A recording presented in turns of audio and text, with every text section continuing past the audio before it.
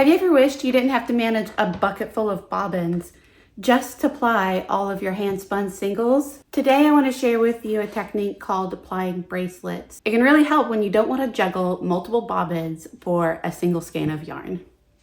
Hi everyone, I'm Stacy. Today I want to share with you my preferred plying method, which is using a plying bracelet to spin a 2-ply yarn.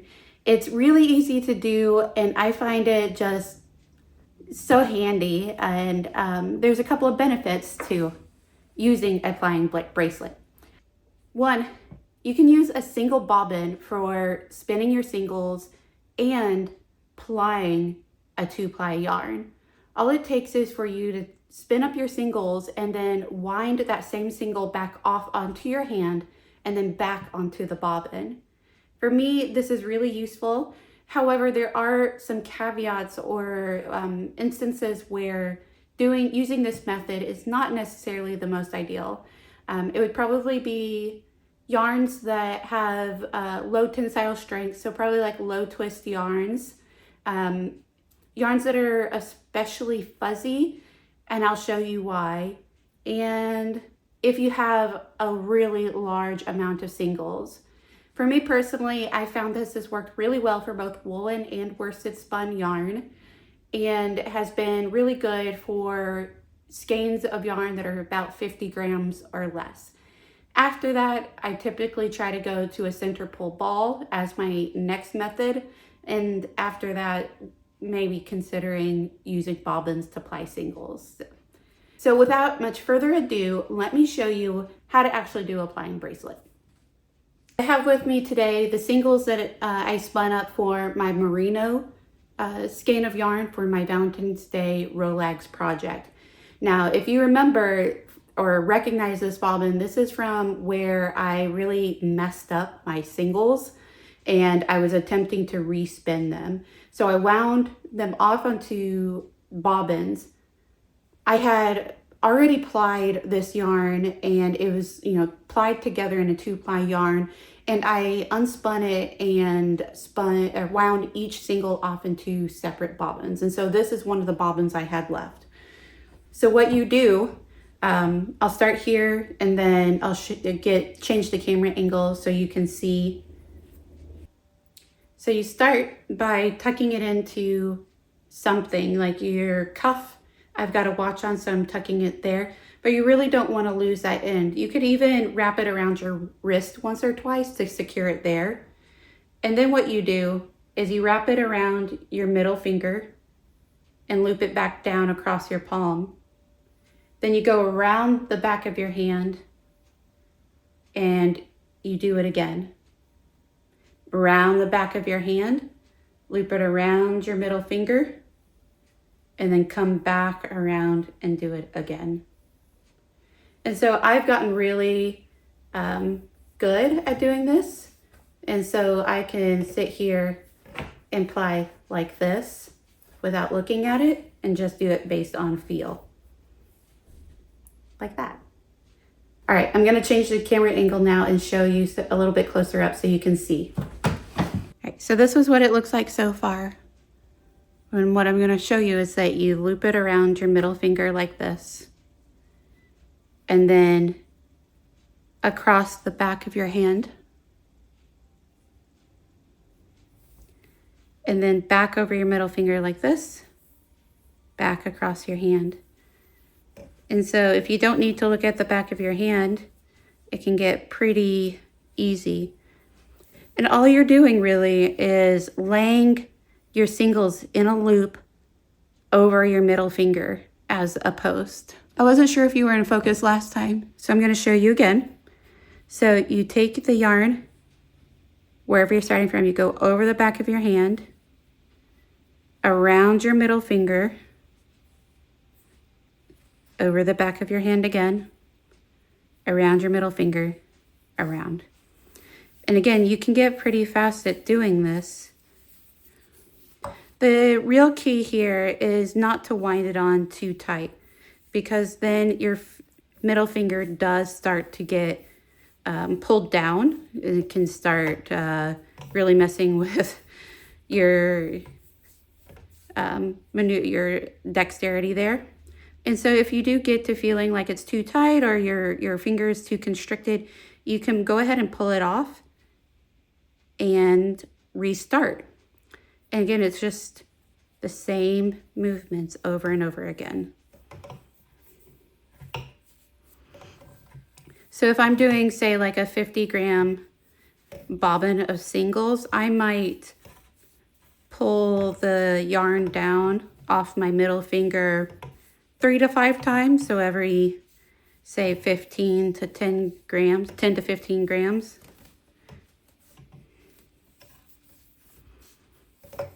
And you just keep going like that. Okay, so again, you wrap it around your middle finger over and over again. Each time going around the back of your hand, loop it over your middle finger, over and around, over and around, over and over again.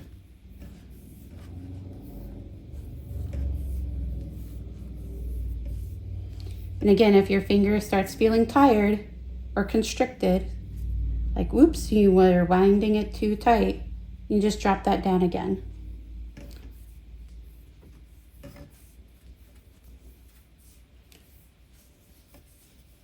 All right, I've got a bit on my hand, so I'm gonna go ahead and break my single and load on a bobbin.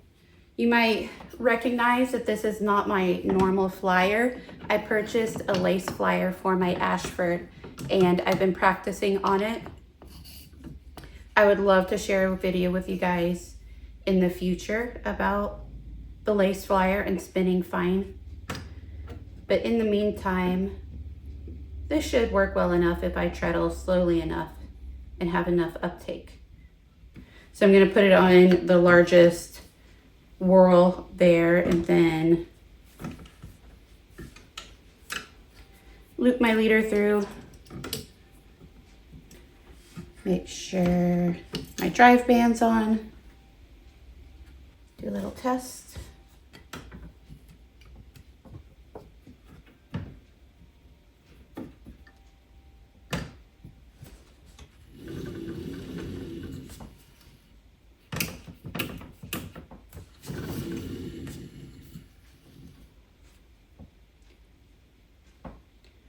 All right, the end we were winding on, you know, that's pretty easy to find. But like I said, it was really important to tuck the first end somewhere where you could easily find it.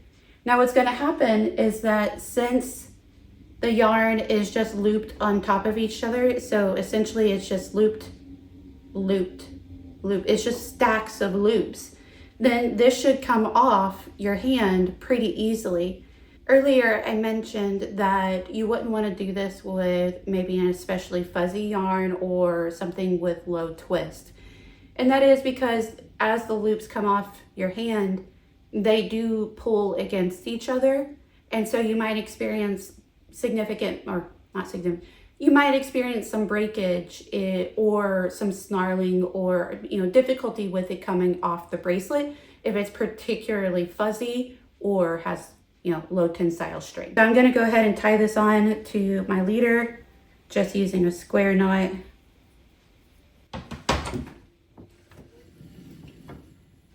And start playing.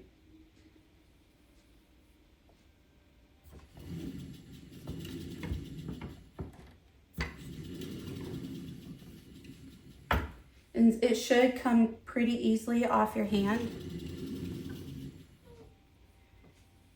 But if you wound it a little tighter, or if it's kind of fuzzier, and you can see this is pretty fuzzy yarn. Actually, you might not be able to see. But it should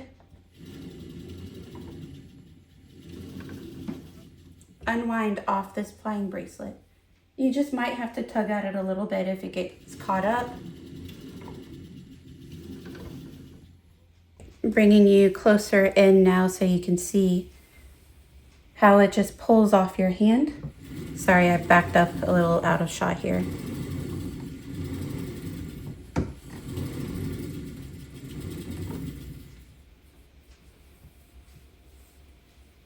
All right, hopefully you can see,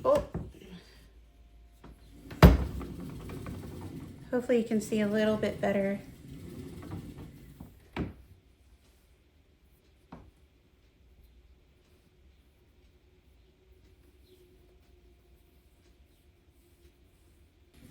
Sometimes if it doesn't wind off well enough, I can flick my wrist around because it's just stacked on top of itself. It's easy to just like kind of unwrap it sometimes instead of just trying to force it to come off your hand. So based on my research, I understand that this method became popularized in mainstream hand spinning by a 1992 article in Spin-Off magazine. They called it the Andean plying method. And I have heard it called Andean, Navajo, various other names. And I think there have been several YouTubers that have provided some cautionary descriptions or cautionary discussions to say like, should probably not call it that method and just simply refer to it as a plying bracelet. While those communities might use this method, so do other communities. And yeah, I think Jillian Eve has had my favorite discussion on it, so I'll link her video down below, I think. All right, I'm coming down to the end of this bracelet, and so you can just see there how it comes down to a perfectly symmetrical set of singles. So I have seen in places a plying tool, sometimes in the shape of say like a dragon or a butterfly. So I'm going to attempt to make my own tool and show you guys another option there. This could be a great option if you have mobility issues but want to try out this method. Maybe hand spinning is great for you and your fingers, but maybe you have difficulty, with your left hand versus your right hand, or whatever. So I'm just going to fold this over. And then generally, I believe the shape I've seen is something like a T. There we have it. I think I'll try to tape it up, make it a little more sturdy there, and then we'll give it a shot. Here's my very 1 minute craft style plying tool. And so what I want to try to do is essentially replicate my hand on this method. So come around like that, around the back maybe. Yeah, this seems to work. I think, well, all right, I think I'm getting my cross mixed up here. Feels a little awkward because I'm so used to doing this on my hand, but it seems to be working. The real question now will be whether or not I can get it off this tool or still use this somehow. All right, that's probably good enough for this experiment. I'm gonna break my yarn again. And now the real question is, I think I can. Can I get this off and still be able to ply this the same way as if I had it on my hand? And so I'm going to take this and pop it off just like I would have popped off my middle finger. But noting that if I made this a little bigger, I might have been able to still get it over my wrist. But this part is essentially your wrist. And so I want to make sure to keep that portion open. And so those are all the same loops. Take that out. And I've got my two ends here. And I think it's going to work. So I'll pull this yarn back out so that I can just keep spinning on this same bobbin. All right, let's see if I can get enough twist in that it holds. It may not. I might do it this way. All right, let's see if I can get enough twist into that and see if it holds.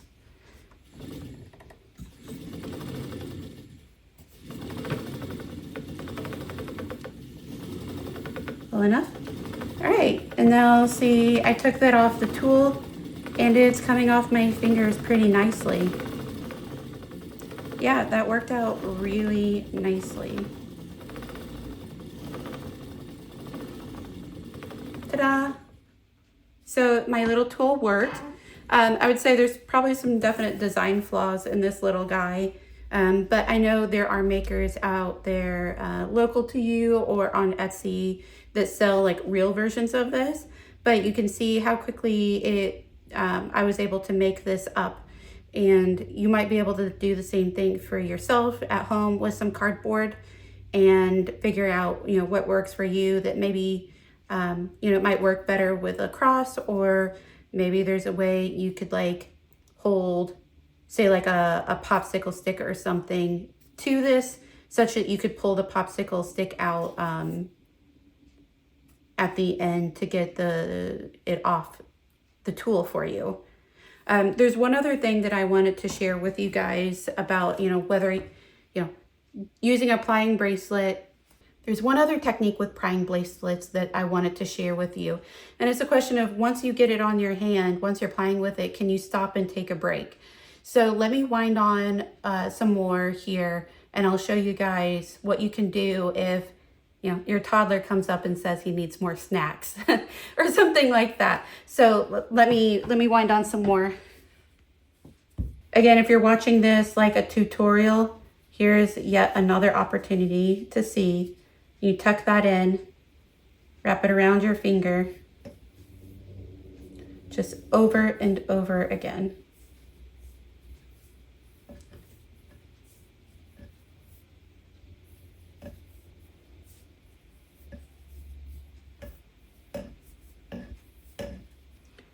I almost got my end caught up in here, so I'm just gonna grab that and pull it back down, make sure it's secure. All right, that's probably enough to show you guys how to stop and pause. So again, you slip it off your finger across your hand. You grab both ends, and now you can start plying again.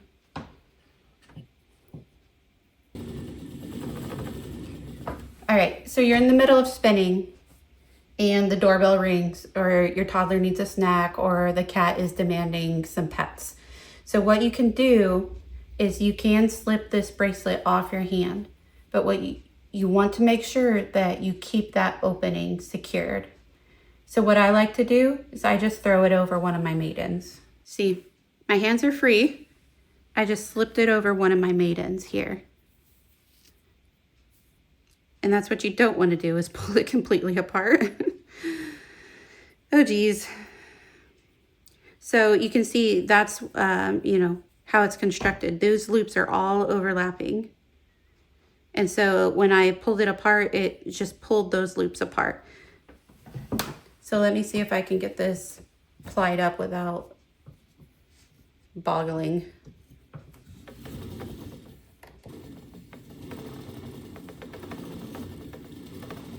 And see, that was not ideal, but I'm still able to finish plying this bit because they were just loops laid over and on top of each other over and over again.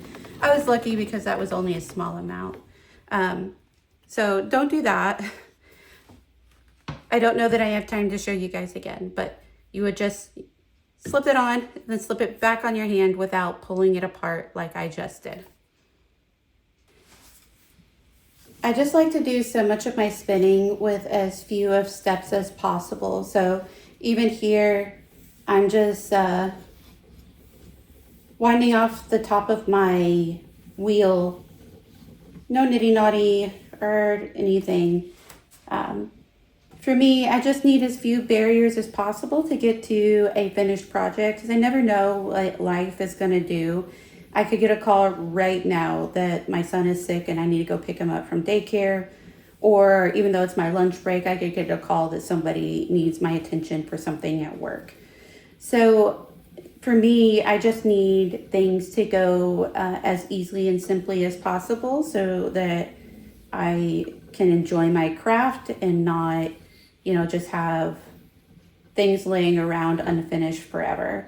So for me, I love the Plying Bracelet. I love just like not needing like the Kate, and I just, you know, use whatever I've got on hand at the time. All right, that's it, everyone. This is my finished gain using the Plying Bracelet method to ply the singles.